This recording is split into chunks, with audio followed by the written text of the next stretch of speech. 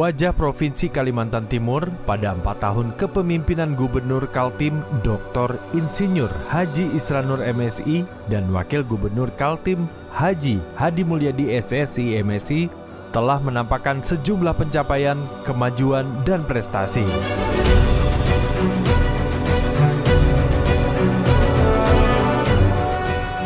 Dengan mengusung visi pembangunan berani untuk Kaltim berdaulat, Isran Hadi memberikan jejak nyata hasil pembangunan untuk mewujudkan keadilan dan kesejahteraan benua etap.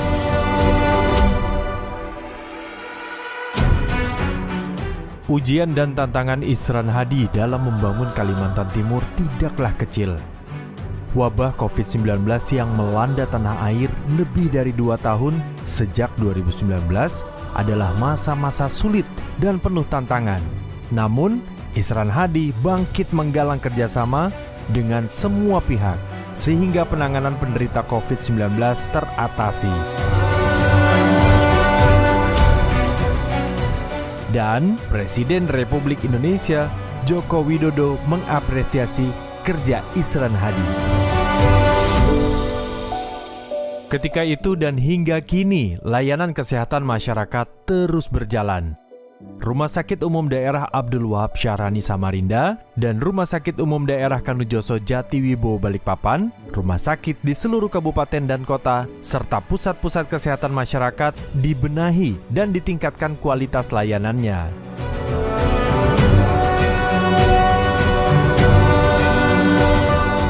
Pemerintah Provinsi Kalimantan Timur juga mendirikan rumah sakit mata dan pengembangan rumah sakit Korpri di Samarinda.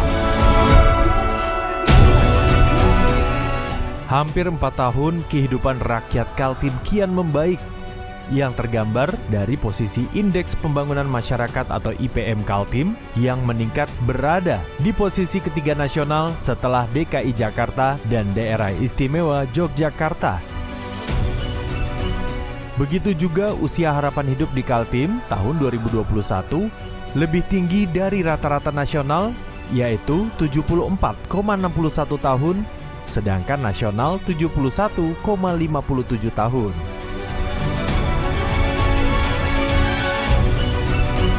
Badan Pusat Statistik juga mencatat jumlah penduduk miskin di Kaltim pada Maret 2022 sebesar 236,25 ribu orang. Jumlah tersebut menurun dalam setahun 5,52 ribu orang jika dibandingkan Maret 2021. Dan posisi Kaltim berada nomor 10 terendah se-Indonesia.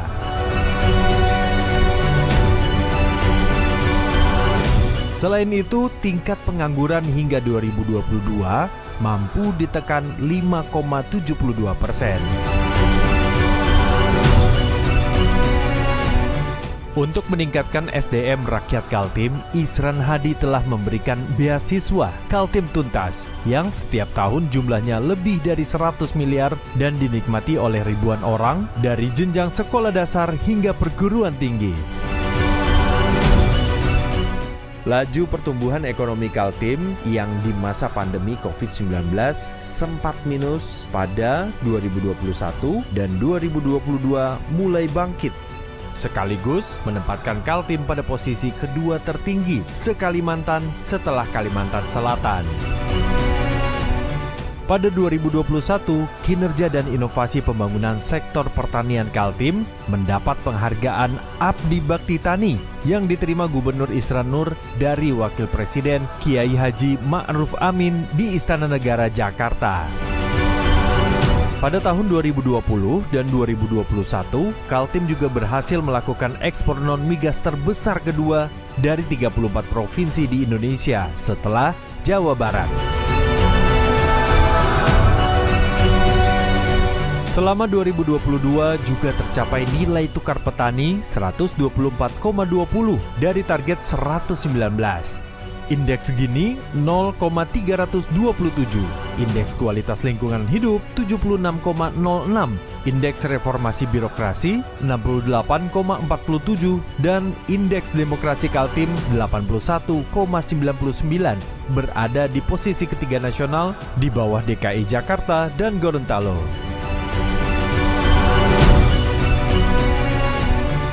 Realisasi investasi Kaltim mencapai 41,20 triliun rupiah dari target investasi 2022 sebesar 54 triliun atau 76,31%. Selain itu, penanaman modal dalam negeri atau PMDN Kaltim pada tahun 2021 masuk peringkat 5 nasional yang menunjukkan kinerja perekonomian terus membaik. Kinerja perekonomian dan investasi demikian menunjukkan bahwa meskipun di tengah pandemi COVID-19, Pemprov Kaltim tetap bekerja keras membangun perekonomiannya dengan baik. Kehadiran ibu kota negara baru di Kaltim diyakini memberikan dampak sangat luas untuk pertumbuhan ekonomi, kesejahteraan, dan pemerataan pembangunan di seluruh Indonesia, khususnya di Kalimantan Timur. Oleh karena itu, kabupaten dan kota se-Kalimantan Timur harus bersiap menyongsong IKN dengan menggerakkan semua potensi di berbagai sektor pembangunan. 4 tahun kepemimpinan Isran Hadi, ruas jalan provinsi kondisi mantap semakin meningkat. Tahun 2018, kondisi jalan mantap sekitar 50% dari total 895 km. Pada akhir 2021, mencapai 75,2%. Akhir tahun 2022, kondisi mantap 77,41%. Dan direncanakan di tahun 2023, menembus 82% atau 711 km, kondisi jalan provinsi sudah mantap.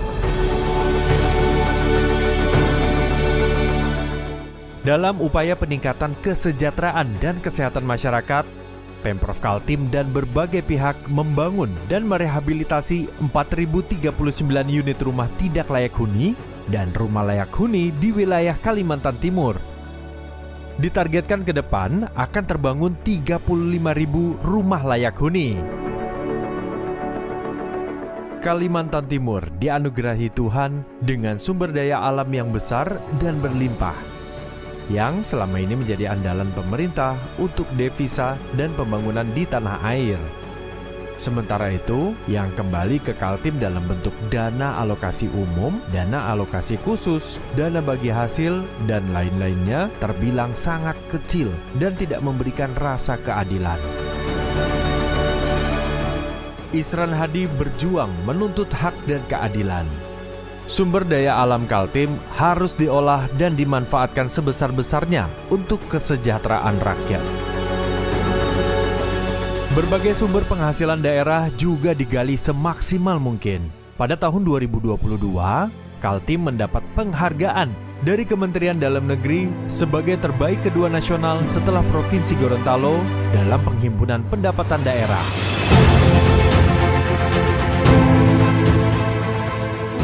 Ketika itu 2021, target Kaltim 9,8 triliun rupiah dan terrealisasi 10,22 triliun rupiah atau 106,57%.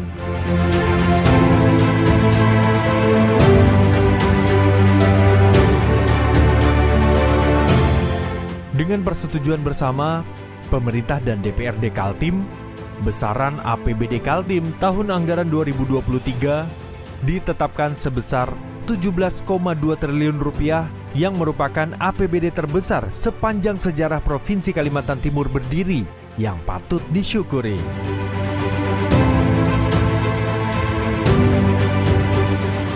Keberhasilan pembangunan yang dicapai Kaltim tentunya berkat dukungan penuh masyarakat, stakeholder, dan jajaran aparatur pemerintah yang terus berupaya mewujudkan birokrasi pemerintah yang bersih, profesional, dan berorientasi pelayanan publik.